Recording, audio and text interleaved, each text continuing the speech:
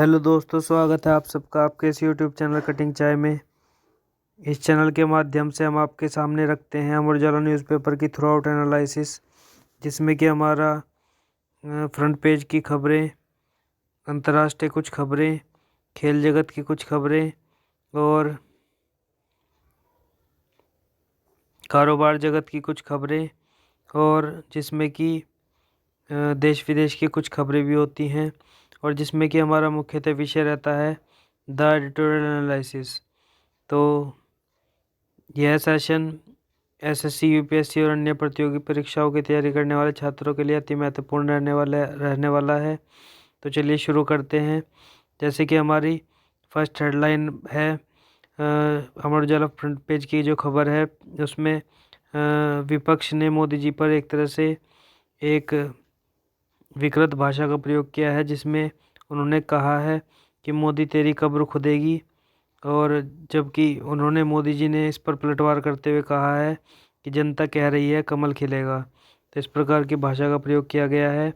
तो प्रधानमंत्री नरेंद्र मोदी जी ने एक तरह से कहा है कि निराशा के गर्त में जा चुके विपक्ष के कुछ लोग आजकल कह रहे हैं कि मोदी तेरी कब्र खुदेगी। हालांकि देश का कोना कोना कह रहा है कि मोदी तेरा कमल खिलेगा।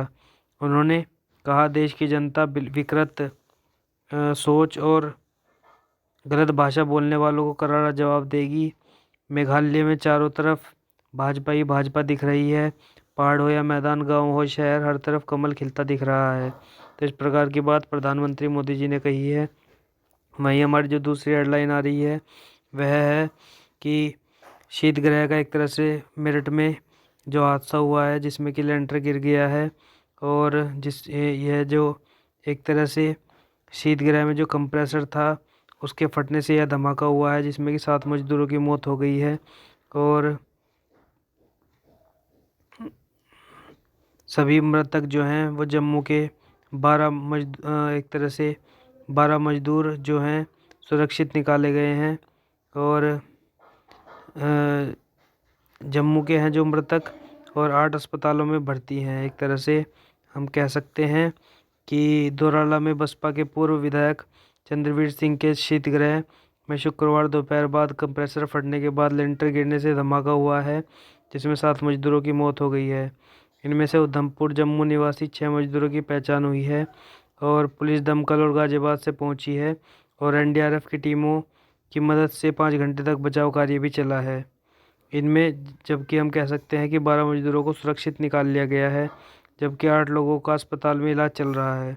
वहीं इसके बाद जो हमारी नेक्स्ट हेडलाइन आती है वो है कि ट्रेन धमाके के मामले में एक तरह से एनआईए कोर्ट ने 8 लोगों को एक तरह से दोषी करार दिया है, जिसमें कि एनआईए कोर्ट ने भोपाल उज्जैन पैसेंजर ट्रेन में जो धमाका हुआ था, तो उसमें एक तरह से जो सहायता पहुंचाने के 8 आरोपियों को एक तरह से दोषी करार दिया है।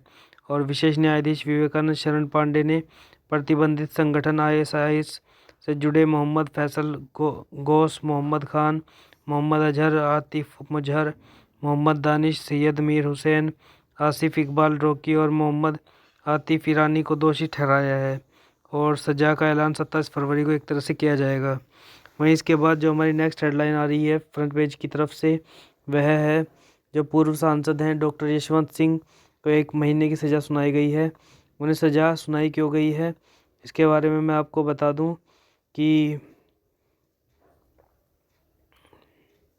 जो एमएलए कोर्ट ने अभिनव यादव ने सड़क या जाम करने के मामले में पूर्व भाजपा सांसद डॉक्टर यशवंत सिंह को 1 महीने की साधारण कारावास की सज़ा सुनाई है, और जिसमें कि हम थाना नूरपुर के जो दरोगा हैं जयप्रकाश सिंह ने रिपोर्ट दर्ज कराई थी कि 10 जनवरी 2015 को ब्लॉक नूरपुर और जलीलपुर के 44 गाँव को जनपद अमरोहा में मिलाए जाने के प्रस्ताव के विरोध में लोकेंद्र चौहान के नेतृत्व में एक तरह से भीड़ ने गोहावर चौक पर जाम लगाया था, जिसमें कि भीड़ के समर्थन में डॉक्टर यशवंत सिंह भी आकर धरने पर बैठ गए थे, और उन्हें समझाने का प्रयास भी किया गया, लेकिन जाम नहीं खोला गया, और पुलिस के समझाने पर भी ये लोग नहीं माने। तो 11 जनवरी को वार्ता के बाद जब जाम खुला तो 21 घंटे तक सड़क के बीचों बीच टेंट लगाकर रास्ता जाम किया गया था, इस मामले में लोकेंद्र सिंह चौहान और डॉक्टर यशवंत सिंह सहित 27 लोगों के खिलाफ नामजद रिपोर्ट दर्ज कराई हुई थी और कोर्ट ने पूर्व सांसद डॉक्टर यशवंत सिंह को धारा 341 आईपीसी के तहत दोषी पाते हुए सजा सुनाई है। वहीं इसके बाद जो हमारी नेक्स्ट हेडलाइन आ रही है वह है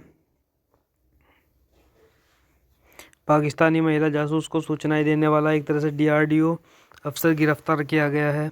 बालासोर की घटना है और 57 वर्षीय अधिकारी है, तो फ़ोन में जिसकी अश्लील तस्वीरें भी मिली हैं। वहीं इसके बाद जो हमारी नेक्स्ट हेडलाइन आ रही है वह है कि जजों पर आपत्तिजनक टिप्पणी के मामले में बिना ट्रायल एक तरह से हाई कोर्ट और सुप्रीम कोर्ट ने इस पर सज़ा सुनाकर जेल भेज दिया है कुछ लोगों को, जिसमें कि हाई कोर्ट और सुप्रीम कोर्ट के जजों पर कीचड़ उछालने के मामले में पंजाब हरियाणा हाई कोर्ट ने बर्खास्त डीएसपी बलविंदर सिंह सेखों व उसके सहयोगी प्रदीप शर्मा को बिना ट्रायल 6 महीने के लिए जेल भेज दिया है। और वहीं यूट्यूब, फेसबुक और ट्विटर से पूछा है कि इन चैनलों के माध्यम से इन्हें कितनी आमदनी हो जाती है। तो जिसमें कि हाई कोर्ट में शुक्रवार को फेसबुक, यूट्यूब और ट्विटर ने बताया है कि उन्होंने ज़्यादातर सामग्री हटा दी और बाकी भी जल्दी हटा दी जाएगी। तो इस प्रकार की बात कही गई है। और वहीं इसके बाद जो हमारी फ्रंट पेज की खबर आ रही है वह है कि विधान परिषद में उठाई गई एक तरह से लखनऊ में शिक्षकों की समस्याएं उठाई गई हैं और शिक्षक दल के ध्रुव कुमार त्रिपाठी ने शिक्षक से प्रधानाध्यापक के पद पर पदास्थपन न होने का मुद्दा उठाया है और सेवानिवृत्ति संबंधी जवाब को भी गलत बताया है। इस पर सभापति मानवेंद्र सिंह ने व्यवस्था दी कि अगर गलत सूचना दी गई है तो ऐसा करने वाले अधिकारियों पर कड़ी कार्रवाई की जाएगी। तो इसी प्रकार से हमारी जो फ्रंट पेज की खबर के बाद हम आते हैं अपनी अंतर्राष्ट्रीय खबर की तरफ। हमारी अंतर्राष्ट्रीय खबर में जैसे कि फ्रंट पेज जो हमारी फ्रंट हेडलाइन बन रही है वह है कि यूक्रेन में स्थायी शांति के लिए जो यूएन एक तरह से यूनाइटेड नेशन महासभा है तो उसके मतदान होने थे और स्थायी शांति के लिए जो मतदान होना था उसमें भारत ने दूरी बना ली है और भारत के साथ ही 193 सदस्यीय महासभा में जो हैं तो भारत समेत 32 देशों ने एक तरह से वोटिंग से दूरी बनाई है और यूएनजीए ने 7 के मुकाबले 141 मतों से पारित किया गया एक तरह से हम कह सकते हैं जो बाध्यकारी प्रस्ताव है, गैर बाध्यकारी प्रस्ताव है, उसे पास किया है और जिसमें कि एसटीएफ ने रूसी सदस्य निलंबित भी की है। वहीं इसके बाद हम आते हैं दूसरी अंतर्राष्ट्रीय हेडलाइन की तरफ। दूसरी अंतर्राष्ट्रीय हेडलाइन में यूक्रेन संबंधी सत्र में एक तरह से कश्मीर मुद्दा जो उठाया गया है पाकिस्तान की तरफ से, तो भारत ने उसके लिए उसे फटकार भी लगाई है। तो भारतीय काउंसलर ने इसके बारे में कहा है कि पाकिस्तान को अपने गिरेबान में झांकना चाहिए। तो इस प्रकार की बात उन्होंने कही है और भारत को उकसाना एक तरह से बेहद निराशाजनक है और जिसमें कि भारत ने पाकिस्तान की तीखी आलोचना की है और भारत ने पाकिस्तान के इस उकसावे को अफसोसजनक और गलत जगह की नई बात करार दिया है और साथ ही आतंकवादियों को पनाहगाह मुहैया कराने के पाकिस्तान के पिछले रिकॉर्ड का भी जिक्र किया है। भारत ने कहा पाकिस्तान को अपने गिरेबान में झांकना चाहिए, जैसे कि मैंने आपको भी बताया है। वहीं इसके बाद हम आते हैं खेल जगत की खबर की तरफ। तो खेल जगत की खबर जैसे कि पहली खबर जो बन रही है वह है कि महिला T20 विश्व कप में जो कि ऑस्ट्रेलिया के साथ भारत का मैच होना था तो उसमें भारतीय महिला क्रिकेट टीम के साथ हाल ही के वर्षों में कुछ अच्छा नहीं रहा है। टीम आईसीसी टूर्नामेंट के नॉकआउट के चक्रव्यूह से बाहर नहीं निकल पा रही है और एक तरह से करीबी मुकाबले में हार रही है और अब ऑस्ट्रेलिया से सेमीफाइनल में हारकर टीम T20 विश्व कप से बाहर हो गई है। वहीं इसके बाद जो हमारी नेक्स्ट हेडलाइन आ रही है कारोबार खेल जगत की तरफ से वह है कि 850 करोड़ के एंटोनी जो हैं यूनाइटेड को बार्सिलोना पर एक तरह से जीत दिलाई है फुटबॉल में। तो ये निश्चित ही है उनके लिए उपलब्धि का एक तरह से समय हम कह सकते हैं। और इसके बाद तो एक तरह से हम कह सकते हैं कि यह निश्चित ही उनके लिए उपलब्धि का समय है। और इसके बाद जो हमारी नेक्स्ट खेल जगत की तरफ से खबर आ रही है वह है इंदौर टेस्ट मैच में नहीं खेलेंगे एक तरह से कमिंस, और जिसमें कि स्मिथ फिर से ऑस्ट्रेलिया टीम की कमान संभालने वाले हैं। और जिसमें कि बॉर्डर गावस्कर ट्रॉफी में 2 मैच हारने के बाद 0-2 से पिछड़ी ऑस्ट्रेलियाई टीम को जो मुश्किलें हैं वो कम नहीं हो रही हैं। और जिसमें कि जोश हेजलवुड और डेविड वार्नर के बाद अब टीम के कप्तान पैट कमिंस भी ऑस्ट्रेलिया में रुक गए हैं। तो वहीं इसके बाद जो हमारी नेक्स्ट खेल जगत के बाद कारोबार जगत की जो हेडलाइन आ रही है वह है कि बाज़ार में लगातार छठे सत्र में गिरावट दर्ज की गई है, जिसमें कि 8.30 लाख करोड़ एक तरह से निवेशकों के डूब गए हैं। और जिसमें कि हम कह सकते हैं कि 31,165 करोड़, जबकि विदेशी निवेशक जो कि पैसा लगाते हैं तो उनके द्वारा जनवरी से अब तक निकाले भी गए हैं, जिसमें कि जनवरी में 28,852 करोड़ रुपए निकाले गए हैं और फरवरी में 2,313 करोड़ रुपए निकाले गए हैं। तो इस प्रकार की ये घटना है। और जिसमें कि अदानी समूह को लेकर हिंडनबर्ग की रिपोर्ट और विदेशी निवेशकों की लगातार एक तरह से निकासी से गिरावट का दौर जारी है। वहीं जिसमें कि विदेशी मुद्रा भंडार घटकर 11 हफ्ते के निचले स्तर पर एक तरह से चला गया है, जिसमें कि 561.26 अरब डॉलर रह गया है मुद्रा भंडार, और जिसमें 5.61 अरब डॉलर कम हुआ है। वहीं इसके बाद कृषि जो बजट है उसके बारे में पीएम मोदी जी ने कहा है कि 9 साल में 5 गुना बढ़कर 1.25 लाख करोड़ से अधिक हो गया है, जिसमें दलहन तिलहन के घरेलू उत्पादन में वृद्धि के लिए मिशन मोड पर एक तरह से काम चल रहा है। और प्रधानमंत्री मोदी जी ने 2014 में हमारे सत्ता में आने से यह 25,000 करोड़ से कम था, इस तरह की बात कही है। और वहीं इसके बाद जो हमारी नेक्स्ट कारोबार जगत की तरफ से खबर आ रही है वह है पायलट समेत 5100 लोगों की भर्ती एक तरह से एयर इंडिया के द्वारा की जाएगी। तो वहीं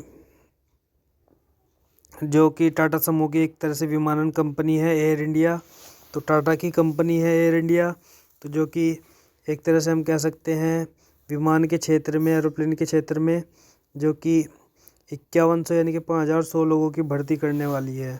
तो यह निश्चित ही नई एक तरह से जॉब अपॉर्चुनिटी के रूप में सामने आ रही है, और जिसमें कि 5100 एक तरह से युवाओं को नौकरी पर रखा जाएगा। वहीं इसके बाद देश विदेश की खबर की तरफ चलते हैं। देश विदेश की खबर में जैसे कि हमारी फर्स्ट हेडलाइन आ रही है, तो जो हमारे गृह मंत्री हैं अमित शाह जी, तो उन्होंने कहा है कांग्रेस ने पिछले अपने सत्र में अपने सालों में तो लोगों की सुध नहीं ली है, और भाजपा ने जबकि आदिवासी जो कि व्यक्ति हैं एक तरह से उन्हें राष्ट्रपति बनाया है। तो इस तरह की बात उन्होंने कही है, और उन्होंने कहा है कि मोदी सरकार एक तरह से जनजातीय कल्याण पर यूपीए से 4 गुना अधिक खर्च कर रही है। तो इस प्रकार की बात उन्होंने कही है। वहीं हमारी जो नेक्स्ट देश विदेश की खबर की तरफ से खबर आ रही है वह है कि मोदी जी ने कहा है कि विकासशील देशों को कर्ज से बचाएंगे, और मजबूत बहुपक्षीय जो विकास बैंक है एक तरह से विकासशील देशों को कर्ज से बचाने का कार्य करेंगे, जिसमें कि पीएम का दुनिया के सबसे कमज़ोर नागरिकों पर चर्चाओं को केंद्रित करने का आह्वान किया गया है, और एक पृथ्वी एक परिवार एक भविष्य की पर उन्होंने जोर दिया है। और प्रधानमंत्री मोदी जी ने G20 देशों से दुनिया के सबसे कमज़ोर नागरिकों पर ध्यान केंद्रित करने का आह्वान करते हुए कुछ विकासशील देशों के सामने उच्च ऋण स्तर के खतरे को रेखांकित किया है। और पीएम मोदी ने कहा है कि ऐसी वैश्विक चुनौतियों का सामना करने के लिए बहुपक्षीय विकास बैंकों को मजबूत करने के लिए सामूहिक रूप से काम करने की एक तरह से ज़रूरत उन्होंने बताई है। वहीं इसके बाद जो हमारी नेक्स्ट देश विदेश की तरफ से खबर आ रही है वह है कांग्रेस कार्य समिति का एक तरह से जो चुनाव है वो नहीं होगा और सदस्यों को नामित जो है वो खरगे एक तरह से करेंगे। तो कांग्रेस कार्य समिति CWC के सदस्यों के लिए चुनाव नहीं करने का फैसला लिया गया है और कांग्रेस के 85वें राष्ट्रीय अधिवेशन में संचालन समिति ने सर्वसम्मति से CWC सदस्यों को चुनने का अधिकार पार्टी अध्यक्ष मल्लिकार्जुन खड़गे को सौंप दिया है, जिसमें कि महाधिवेशन की शुरुआत शुक्रवार को हुई थी और एक तरह से पार्टी संविधान में संशोधन भी किए गए हैं। तो वहीं इसके बाद जो हमारी नेक्स्ट हेडलाइन आ रही है वह है एक जो अमृतसर के पंजाब के अमृतसर में एक जो घटना हुई है हाल ही में, जिसमें कि थाने पर हमला किया गया है और हमला करके जो कि खालिस्तान के समर्थक हैं एक तरह से लोग, तो उनके द्वारा यह हमला किया गया है। और एक दिन बाद यह स्थानीय अदालत ने शुक्रवार को अपहरण और जिसमें कि वह मारपीट के आरोपी लवप्रीत सिंह और तूफान को रिहा करने का आदेश दिया है और साथ ही संबंधित SHO को मामले की जांच करने और अपनी रिपोर्ट प्रस्तुत करने को भी कहा है। पुलिस इस पूरे प्रकरण में कितने दबाव में है इसका अंदाज़ा इस बात से लग रहा है कि थाने पर हमले की घटना के एक दिन बाद भी कोई FIR दर्ज नहीं की गई है। तो अगर FIR हुई तो फिर प्रदर्शन होने की संभावना जताई जा रही है। तो इस बीच जो अमृतपाल हैं जो कि खालिस्तान के समर्थक हैं और ने मीडिया से बातचीत में कहा है, जब तक प्रशासन कोई विकल्प नहीं छोड़ता मैं और मेरे समर्थक हिंसा का रास्ता नहीं चुनेंगे, लेकिन मैं यहाँ बैठकर खुद को उन्हें मारने नहीं दूंगा। मैं हिंसा चुनूंगा। अजनाला घटना पर एक FIR दर्ज हुई तो फिर प्रदर्शन करेंगे। तो इस प्रकार की बात उन्होंने कही है। वहीं इसके बाद हमारी जो देश विदेश के बाद हम आते हैं अपनी जो जिसके लिए हमारा इंतज़ार रहता है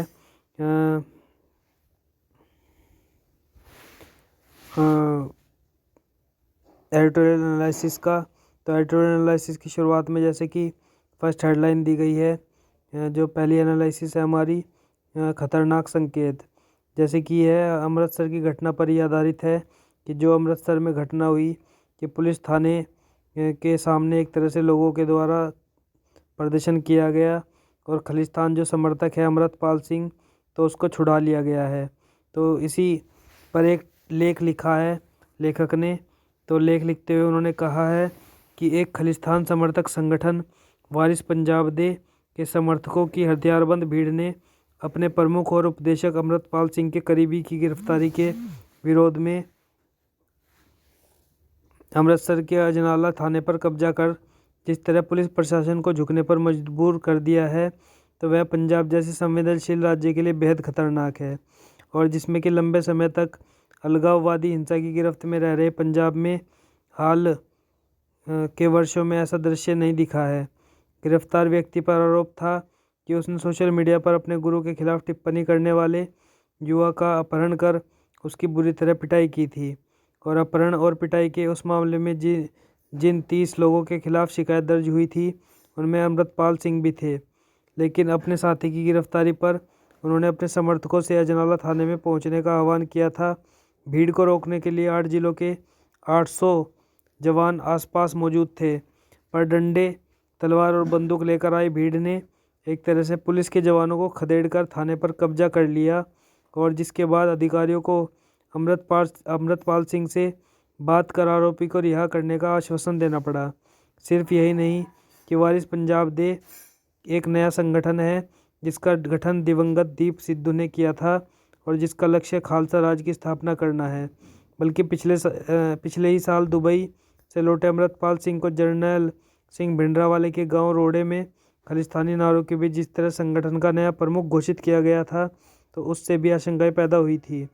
और किसान आंदोलन के दौरान खालिस्तान के नारे गूंजना, 26 जनवरी 2021 को लाल किले पर निशान साहिब फहराना, हाल ही में NIA की छापामारी के दौरान कनाडा में रह रहे खालिस्तान समर्थक आतंकी के करीबी की गिरफ्तारी जैसी घटनाएं आंतरिक सुरक्षा के लिए चुनौती की तरह हैं।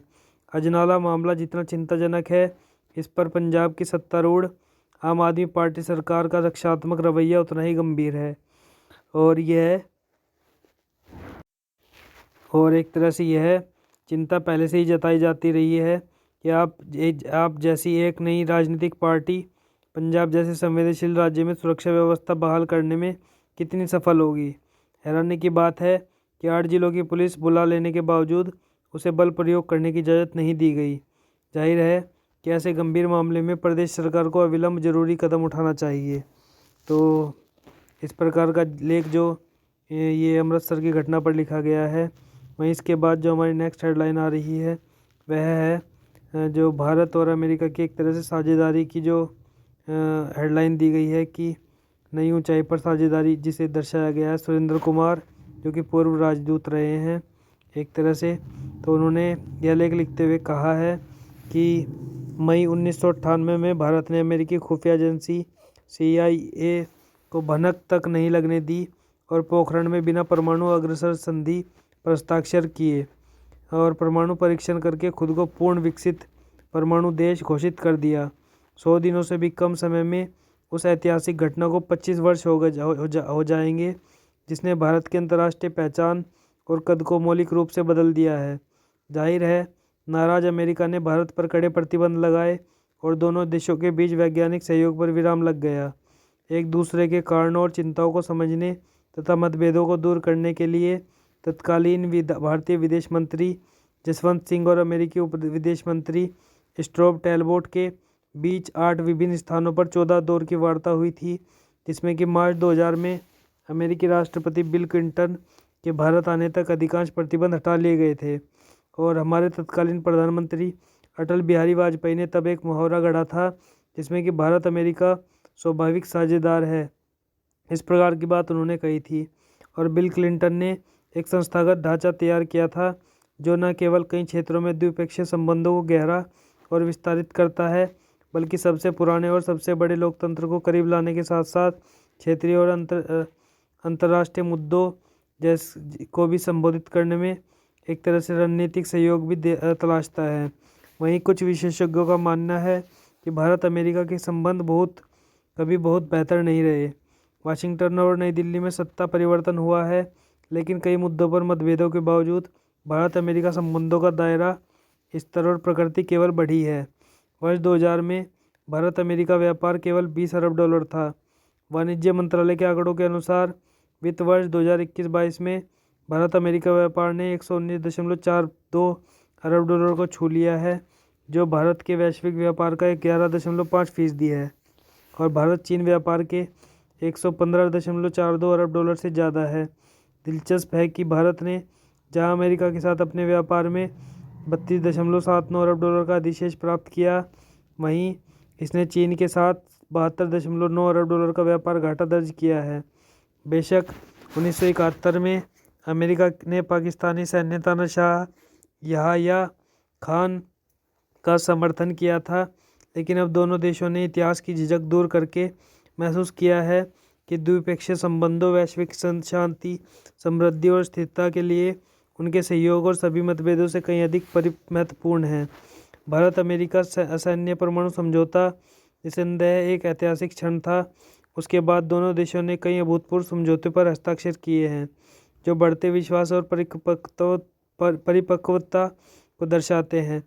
भारत ने जहां मूलभूत संचार समझौतों LEMOA, COM, CASA और BECA पर हस्ताक्षर किए हैं, जो भारतीय और अमेरिकी रक्षा बलों के बीच संचार और सहयोग की क्षमता को बढ़ाता है।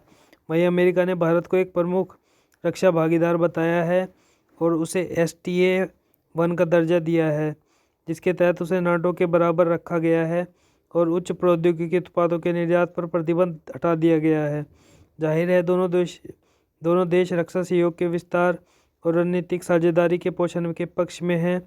पिछले साल पहली बार भारत ने अमेरिकी नौसेना के जहाज का रखरखाव किया और अमेरिकी भारत प्रशांत क्षेत्र में समुद्री व्यापार के लिए एक खुला मुक्त और समावेशी क्षेत्र सुनिश्चित करने और अंतर्राष्ट्रीय कानूनों और संवाद के माध्यम से क्षेत्रीय मुद्दों के शांतिपूर्ण समाधान के लिए भारत को एक महत्वपूर्ण भागीदार मानता है। भारत अमेरिका के साथ गठबंधन किए बिना क्वाड का एक सक्रिय सदस्य रहा है और मई 2022 में भारतीय और अमेरिकी सरकारों द्वारा हस्ताक्षरित निवेश प्रोत्साहन समझौता भारत में विभिन्न क्षेत्रों में निजी निवेश के लिए अमेरिकी एक तरह से विकास वित्त संस्थानों के निरंतर समर्थन की सुविधा प्रदान करेगा और Bharat Indo Pacific economic framework के 4 स्तंभों में से एक तरह से कराधान, भ्रष्टाचार विरोध और स्वच्छ ऊर्जा पर सहमत हो गया है। लेकिन डाटा और गोपनीयता के बारे में उसे आपत्ति है। यह कोई रहस्य नहीं है कि रणनीतिक रूप से महत्वपूर्ण I2U2 भारत, इसराइल, अमेरिका और संयुक्त अरब अमीरात में भारत को शामिल करने के पीछे अमेरिका का हाथ था, जिसे पश्चिमी क्वाड के रूप में देखा जाता है। इसी तरह अभी अभी अमेरिकी राष्ट्रपति जो बाइडेन ने भारतीय मूल के अमेरिकी कारोबारी और मास्टर कार्ड के पूर्व प्रमुख अजय बंगा को विश्व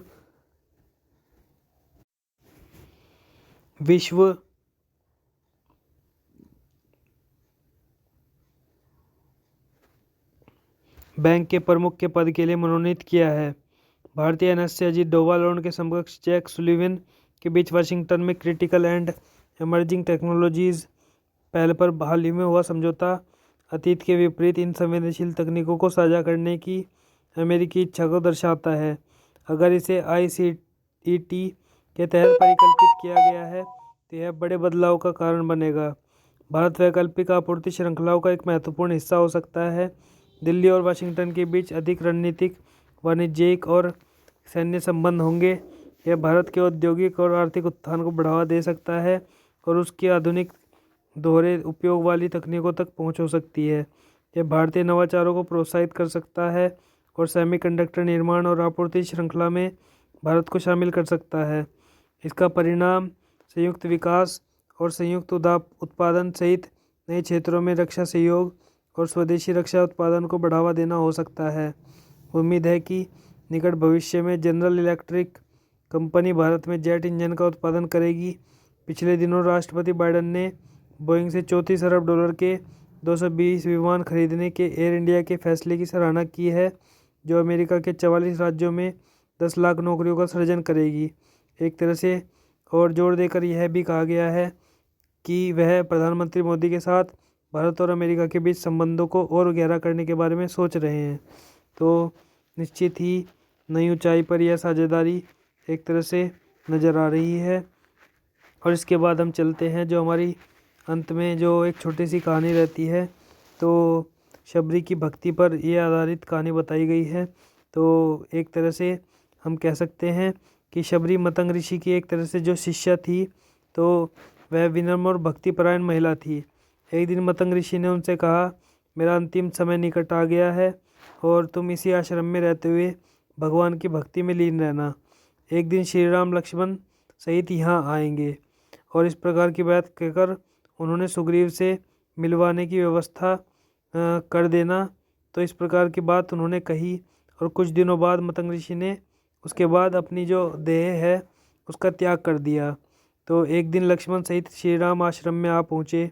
शबरी जो हैं माता शबरी, वो आत्मविभोर होकर उनके चरणों में लौट गई। उन्होंने चुने हुए मीठे मीठे बेर आदि फल उनके सामने रख दिए। श्री राम स्वाद ले लेकर बेर खाने लगे। शबरी ने हाथ जोड़कर कहा, प्रभु, मैं पूजा पाठ मंत्र जाप कुछ नहीं जानती, आपके दर्शन की बाट जो हो रही थी।